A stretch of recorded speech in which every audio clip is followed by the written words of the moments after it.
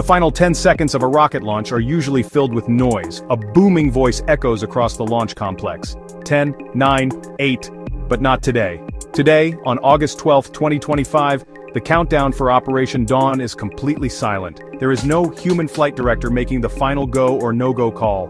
The massive Artemis V heavy rocket stands on the launch pad. Its cargo bay holds the hopes of a new lunar age. Inside there are water purifiers, solar panels, and geological tools. Every single decision, from engine ignition to course correction, will be made by an AI named Prometheus. This is a profound moment in space exploration. At T-0, there is no dramatic command to lift off. Instead, a simple green light flashes on the screens. Prometheus has given itself the green light. A deep, ground-shaking roar suddenly rips through the silence. The Artemis V Heavy begins to rise, slowly at first, then with unstoppable force, all orchestrated by a mind of pure logic and code. Why would we hand over the controls of such an important mission to an AI?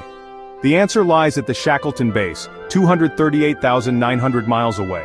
The astronauts there need food, water, oxygen, and equipment to survive and work. A single delayed or failed cargo mission could put the entire base and the lives of its crew at risk. More importantly, there's the communication delay. It takes about 1.3 seconds for a radio signal to travel from the Earth to the Moon.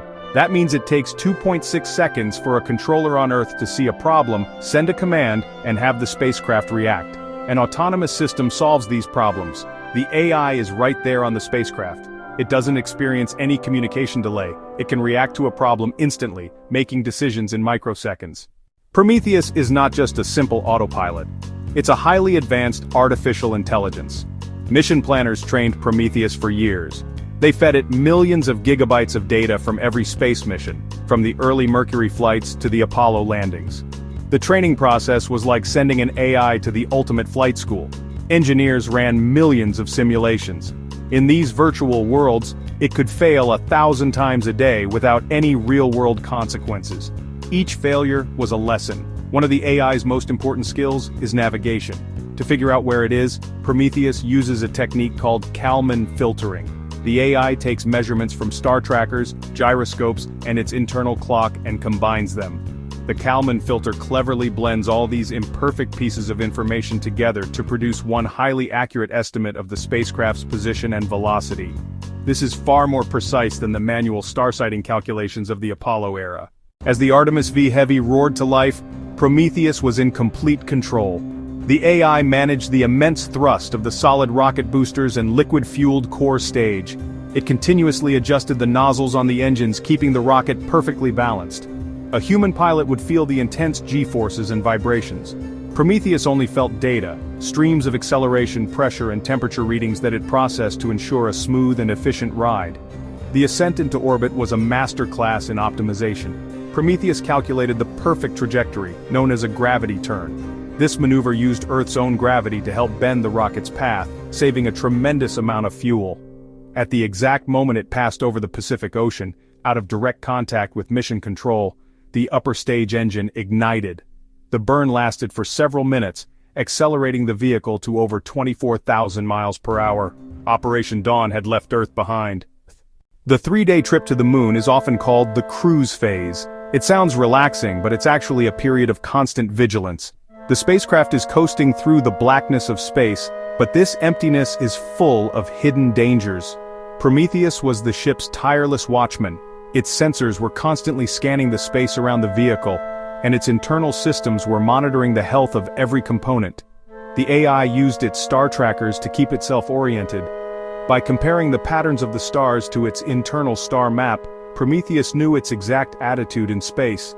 It was like an ancient mariner using the stars to navigate, but with the speed and accuracy of a supercomputer. Every few hours Prometheus would perform a small course correction.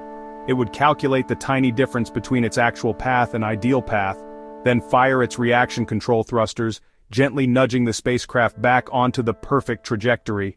After 3 days of silent cruising, the Moon was no longer just a distant light in the sky. It had grown into this massive, cratered giant. The gray, desolate landscape was both beautiful and, honestly, a little intimidating. As the spacecraft swung around to the far side of the Moon, all communication with Earth was cut off. This was the moment the mission was designed for. No human controller could help now. Everything depended on Prometheus. The AI had been preparing for this moment for the entire journey. It had a perfect model of the moon's lumpy, uneven gravity field.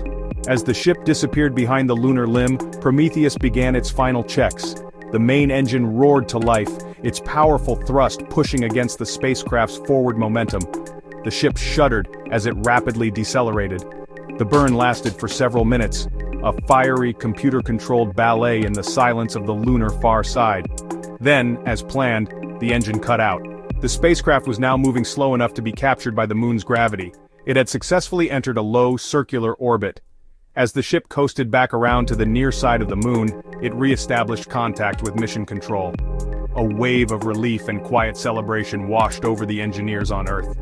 Prometheus had performed the maneuver flawlessly. From its stable orbit, Prometheus began the final preparations for landing. The main cargo ship would remain in orbit while the autonomous lander named Odysseus would detach and begin its descent. This was the most complex and riskiest part of the entire mission. The descent began. Odysseus fired its engine to break out of orbit and begin its fall toward the Shackleton crater region. As it descended, its speed increased dramatically. Prometheus used the lander's high-resolution cameras and LiDAR scanner to map the terrain below in real time.